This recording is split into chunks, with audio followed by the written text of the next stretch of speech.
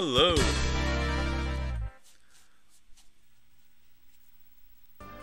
Oh, if you're subscribed, the ads don't play. Welcome to Retro Pickups for the week. It is Saturday, July 9th. And we got some cool retro pickups to show off today. Some AliExpress stuff, as usual, because I'm a cheap person who buys junk from AliExpress. But, yeah. Do you like the new intro? Alright, so here we go. I'm going to just do this in kind of random order. Starting with the AliExpress pickups. First thing I grabbed was The Mystical Ninja starring Goemon. So this game was always advertised in magazines around the time the Nintendo 64 was coming out. And of course, we all knew Mario 64 was coming. But what other 3D platformers were coming for Nintendo 64? Not many, not any, in fact. You know, we had games like Mortal Kombat Trilogy, that was coming. Wave Race was coming. You know, Killer Instinct was coming. But 3D platformers? This is what we saw in magazines besides Mario. Goemon, the Mystical Ninja. So I was so excited to have another 3D platforming game to go along with Mario 64 because 3D was such a novelty at the time. I just wanted to walk in any direction I wanted, and this was another game that provided that. So I'll be showing off this at the end of the stream. I'll be showing off some gameplay from the Mystical Ninja. Next is... So this is interesting. From AliExpress. They have games with boxes now. So occasionally I've been trying out these games with boxes just to see how they are. And these are some Sega Genesis games with boxes. So we all know Sega Genesis came with plastic boxes, and that's what these came in. So this is a, I don't know if you call this a ROM hack or what, but this is Sonic 3 and Knuckles. Now, Sonic 3, Sonic and Knuckles, we all know, came with that lock-on cart. So to play Sonic 3 and Knuckles, you had to have Sonic 3, and you had to have Sonic and Knuckles, and you had to put them together with the lock-on cart. It's kind of like a game, how a Game Genie works, where you attach one cart to the other cart, and then both games would get combined. Well, this is a single cart. In fact, they have a picture of the lock-on cart on the back here, where one cart is on top of the other. Oh, shoot. I pushed that button on accident. So anyway, this is just a cart with both games on it. And they have their own custom cover art. The plastic case itself feels okay. The plastic that is holding the artwork in feels different from a real Sega Genesis case. It feels a lot thinner, and it's not cut to the right shape exactly. It overhangs the plastic box a little bit, and that's not how a real case works. But you know, for how cheap this was, gosh, how much did I pay for this? $10 for the game in the case. So here's the inside. The label I'm not too thrilled with. Dang it! I pushed the button on accident. I keep pushing this button on my phone on accident. Sorry about that. So, yeah, so apparently what they did is they took the cover art, which appears to be in the correct aspect ratio, and just stuck it on the cart, but smushed it so it fit. So, you know, not the greatest cover art on the cart. The cart itself, it feels very light. It feels like there's nothing even inside of it. I can see the PCB, but it feels really light. I hope it works. I hope it saves too, because Sonic 3 was the first Sonic game to have a file save system. So we'll be trying that at the end of the stream. I picked up a second one from AliExpress. This one was Castlevania. And the unique thing about this is for the first time ever, I got a game that has a reproduction manual. Yeah. The manual inside has been reproduced. So let's take a look at this manual. So at first glance, the manual seems really nice. It's got a glossy finish on the cover and the back. It's got a glossy finish. You can see that. However, the inside pages of the manual are not glossy. Like, if I remember correctly, and I may not be remembering correctly, but Sega Genesis game manuals were kind of like a magazine. They had like a semi-gloss finish. This just looks and feels like printer paper on the inside of the magazine, or on the inside of the manual. But otherwise, not too bad. You know, it's got everything you could want from a manual. I don't know if this is an exact reproduction of the real manual or not,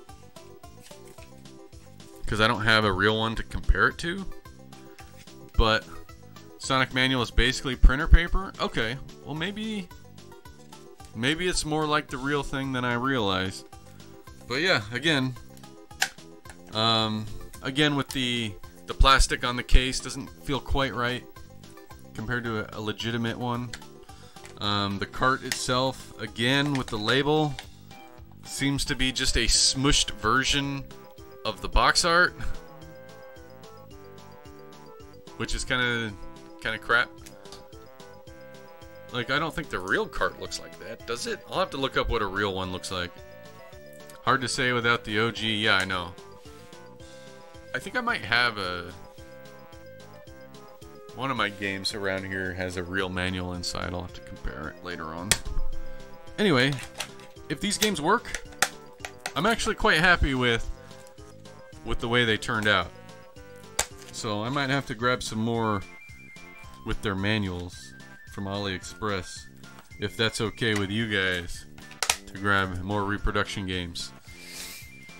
Okay, enough with the repros. Now I've got some real games to show off. Next game is for Super Nintendo. This one I picked up as my quest to grab all of the special chip games. Should be cropped, not smushed. Yeah, I think you're right. So grab it. So you can't get repros of games with special chips. So for Super Nintendo, I've been grabbing all the special chip games. And here's my newest one, Doom. Doom for the Super Nintendo. So here's an interesting bit of trivia, or a fact about Doom for Super Nintendo.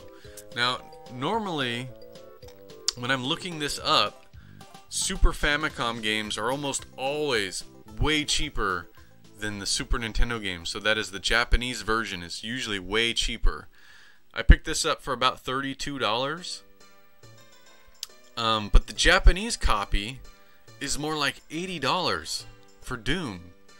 So I don't know why. It's like the complete opposite of every other game. Like, for example, Mario RPG for Super Nintendo is about $100, but it's only $20 if you buy the Super Famicom version, the Japanese one. But it's the opposite for Doom. For some reason, the Japanese Doom is super expensive and the American one is cheap. Anyway, so yeah, about 32 bucks. Doom for Super Nintendo. Doom is one of my favorite games. You know, Doom, I don't know if I'd call Doom a favorite game of mine, but maybe I would. It's definitely, Doom has definitely had a huge impact on my gaming life. On my life in general. Because I remember Doom was one of the first 3D games I've ever played. And it was kind of mind-blowing at the time, back in 1993, when Doom came out. I think it was 93 anyways. Might have been 92. But yeah, Doom. Awesome. So yeah, having a legit copy of Doom. I also have the Game Boy Advance version of Doom. I have a copy of that as well, which is also a really good port. Probably better than the Super Nintendo version, in fact. Doom for Game Boy Advance. Doom was one of the first 3D games anyone played. Yeah, I know what you mean. Yep, definitely. Alright, a couple more. I got some PC software to show off. This I found at the Goodwill. This was $2 at Goodwill. It's just like a utility, but it looked cool and fun. It's Looney Tunes Daily Desktop. So it's just some kind of like desktop application. It's like a calendar. I think it's just mostly a calendar, but it looked like a lot of fun, and it's Windows 98 software, and I've never seen it before and wanted to try it out. So I'll do a stream where I explore Looney Tunes Daily Desktop for Windows 98. And the last thing is something I just found in my garage when I was looking at some old storage bins, and I forgot I had this, and this is actually still sealed. It's Photoshop 5.0 for Windows. And I'm not sure if this, for bundles only, not to be sold separately. So this must have been bundled with some kind of computer we bought at some time in my life. But it says 1998 Adobe Systems. So yeah, I'm not sure if this is worth anything. It's still sealed. It's never been opened. Adobe Photoshop. So I don't know. I mean, I downloaded Photoshop 6 from Internet Archive and installed that, but I guess I got a legit Photoshop 5 now. Alright guys, I'm going to switch the systems around here, and I'm going to plug in first the Super Nintendo, and we'll try out Doom for the Super Nintendo, so stay tuned. Now it says... Oh, I'm dumb. I gotta do the 64 game first, so let me switch it back. Okay, first we're going to try out the Mystical Ninja for the Nintendo 64.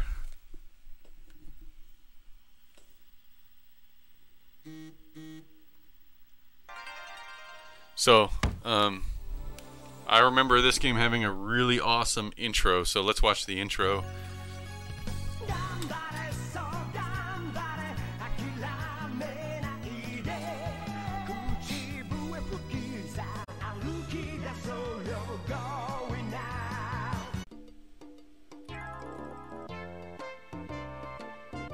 Yeah, seems to work okay. What do you guys think?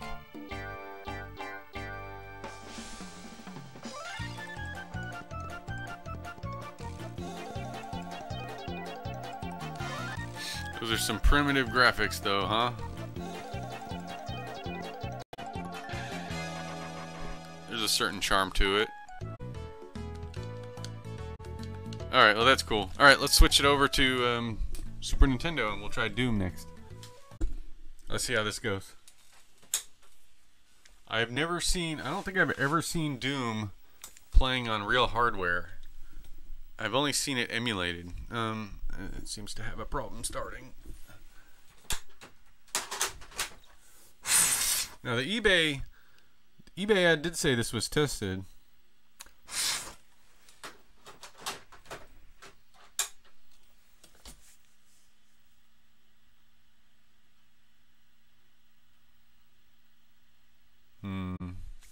Nothing is happening. This is the way we wash our carts. Wash our carts, wash our carts. This is the way we wash our carts. So early in the morning. Hey! Look at that.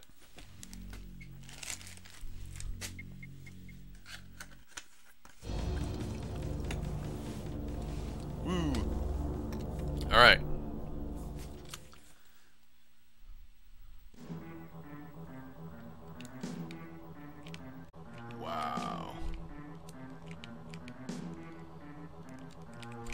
That looks way different. Okay. So besides the frame rate, the other thing it gets criticized for is the fact that you cannot circle strafe. So I can do side steps, and I can turn my character. Had to remove the floor and ceiling to make it run. Right. Okay, I was saying I can sidestep and I can turn, but I can't sidestep and turn at the same time. It's one or the other. Anyway, let's go ahead and play through the first level here.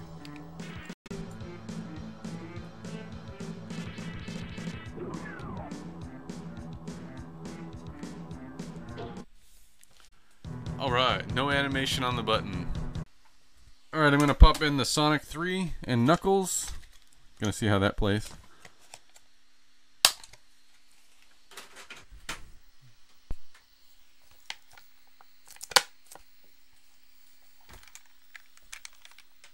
Nothing? Right away we get nothing? Man, that's a bummer.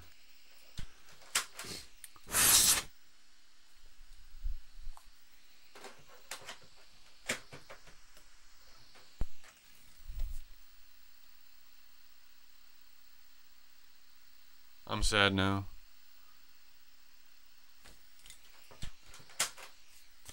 Let me put the Sonic back in. Or the Sonic 2. Sonic 2 is legit. Black screen is still something. See, now Sonic 2 is giving me the black. Okay, Sonic 2 is back. Let's pop this guy back in.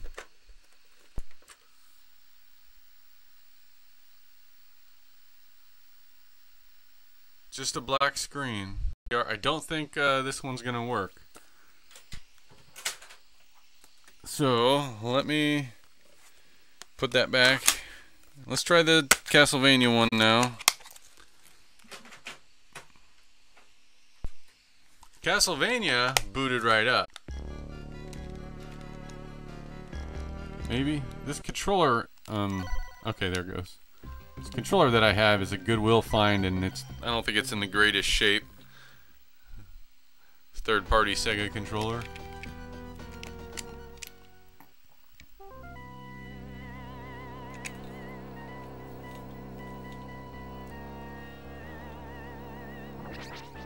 Looks good.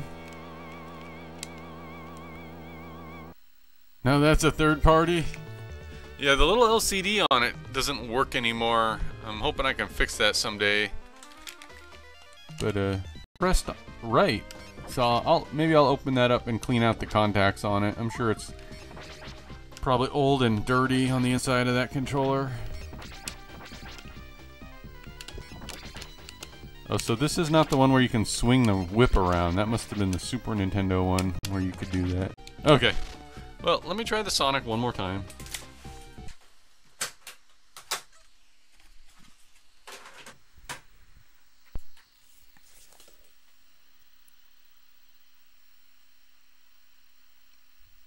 Corner up? Maybe. Yeah, the Sonic is dead. Sonic is dead. I'm gonna have to request a refund for that one. Resetting the controller? How do you reset just the controller? Thanks for hanging out with me today, guys. Thanks for helping me test the games out. I'm really bummed that the Sonic and Knuckles didn't work, because that one came with a box and everything. So, but everything else works.